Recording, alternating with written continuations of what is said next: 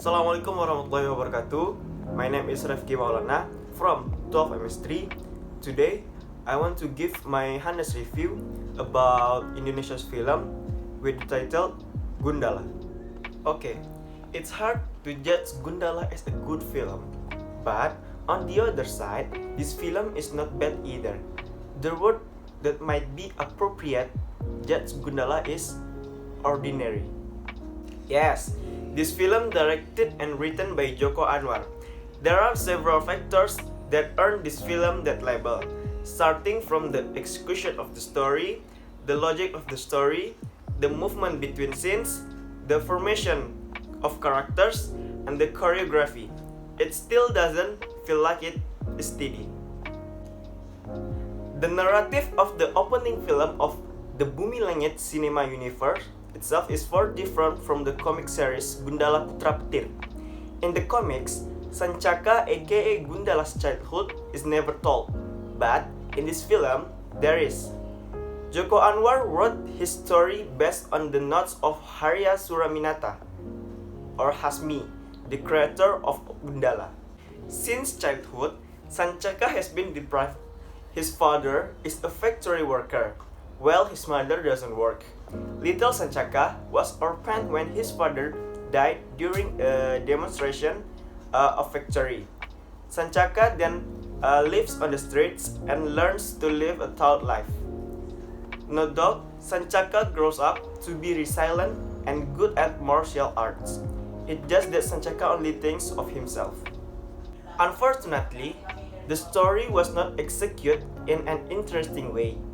Gundala's action against evil are flat and emotionless. One of the problems is the source of Sancaka's motivation to play the role of Gundala. If a superhero is often narrated as having a trauma or a moment which then triggers a sense of heroism in himself, Sancaka is not the case. He does not have a strong motivation and can even be called coincidence if he then chooses to fight the criminals. The audience is also less aroused to feel that Gundala is truly a hero or a patriot.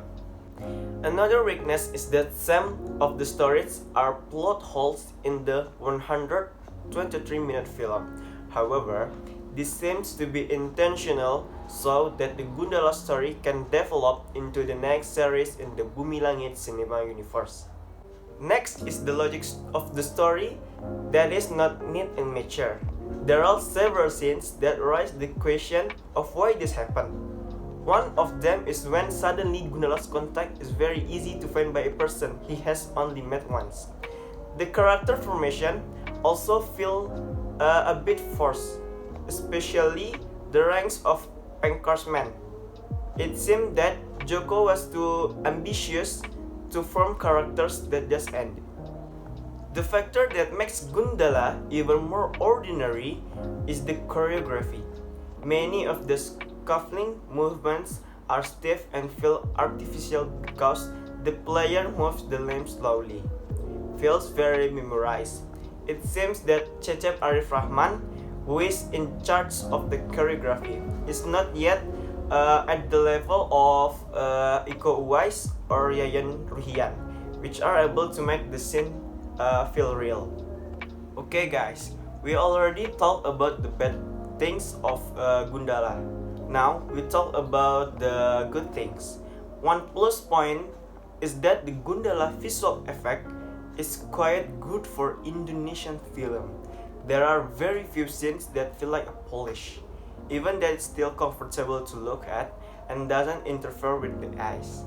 This film is also supported by the good acting of all the main players, especially Bron Palarai, who can be said to have captured the attention of the audience from Abimana. Okay, my conclusion of this film is even with a series of notes, Gundala as a pilot project for Jagad Cinema Bumi Langit is enough to become a gateway. It's enough to be serious about how the plot of the whole plots will be developed in the future, and enough to float the hopes that the second Gundala film will be made even better. Okay guys, I think that's all my honest review about Gundala. Sorry for my mistakes. Thank you. Assalamualaikum warahmatullahi wabarakatuh.